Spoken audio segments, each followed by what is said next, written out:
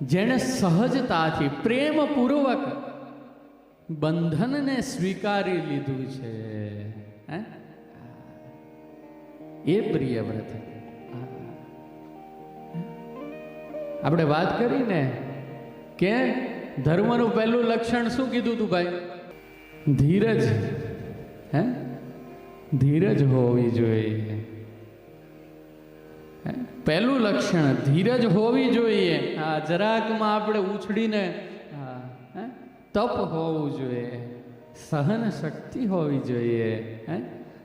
આમ યાદ રાખવાનું, આવું ભૂલી જાવ ન હાલે.